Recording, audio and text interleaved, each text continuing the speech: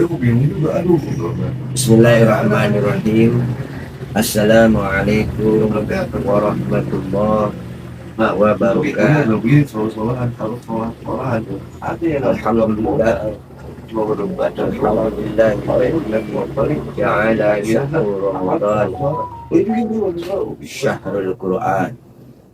Wassalatu wassalamu ala sayyidina Muhammadin sahibul Burhan wa ala alihi wa ashabihi jamil majid wal irfan.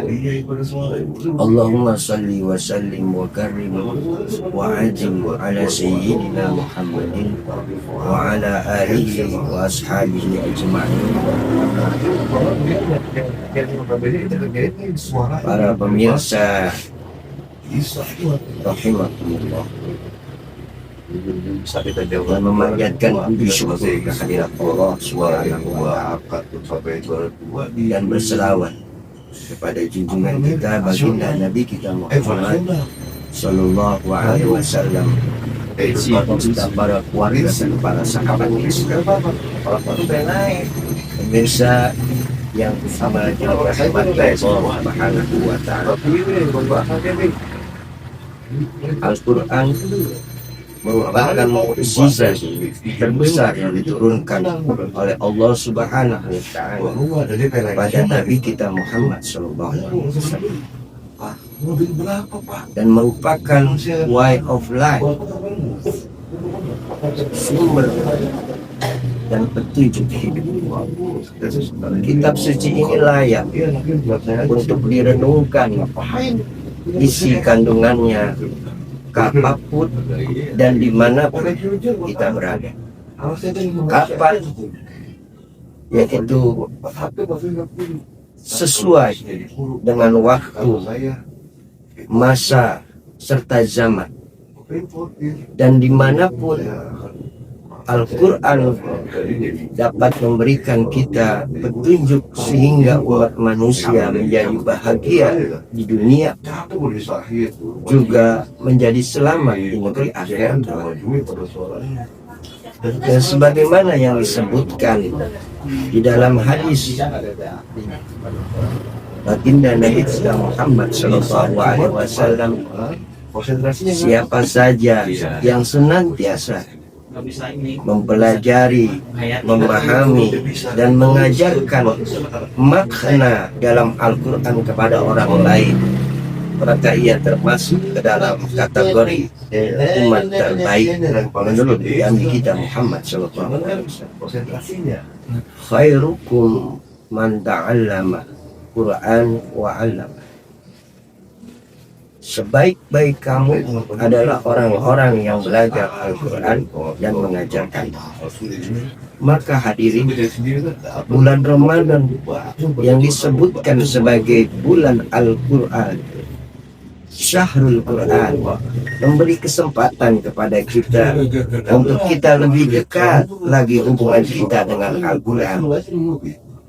Pertanyaannya, bagaimana cara termudah untuk kita menciptakan kedekatan bersama Al-Quran? Tentunya tidak lain dengan menjadikan Al-Quran sebagai sejati, sebagai teman atau sahabat sejati kita, yakni berupaya selalu membacanya, kita lebih bercengkrama dengannya, wabil khusus di bulan suci Ramadan yang merupakan Syahrul Quran, bulan Al-Quran.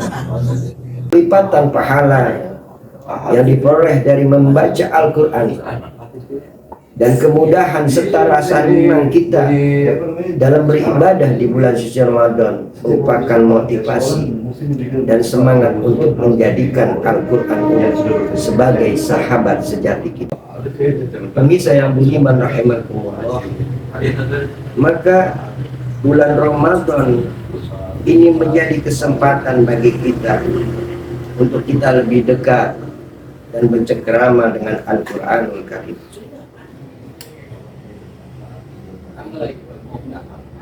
Al-Quran sebagai sahabat sejati, bukankah kita tahu bahwa sahabat sejati itu selalu siap sedia membantu di waktu susah.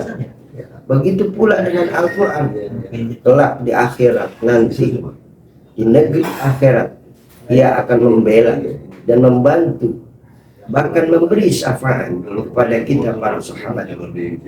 Maka secara tegas baginda Nabi kita Muhammad SAW dalam hadisnya yang diriwayatkan oleh Al-Imam Muslim yang bersumber dari Abu Umamah Al-Bahili, Iqra'ul Qur'an wa innahu ya'ti yaumal qiyamah syafi'an li ashab.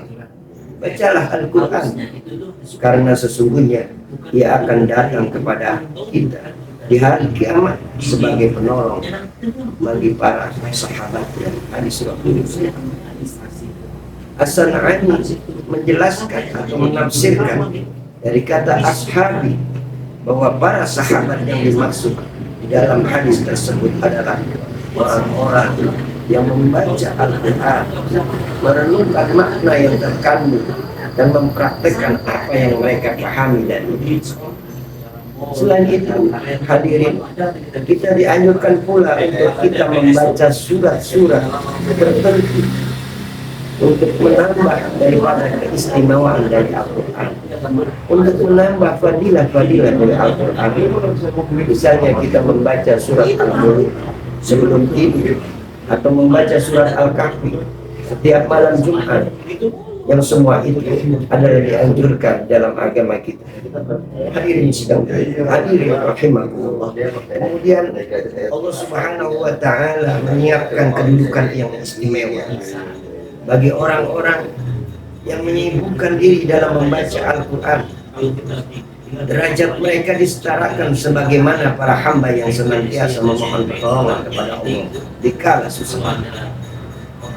Pernyataan ini disampaikan langsung oleh Allah Subhanahu wa taala melalui hadis qudsinya lewat lisan baginda Nabi kita Muhammad yang diriwayatkan oleh Al-Imam At-Tirmidzi bersumber dari Abu Sa'id qala Rasulullah sallallahu alaihi wasallam yaqul ar-rabbu tabaraka wa ta'ala man saghalahu al-Qur'an an dzikri wa mas'alati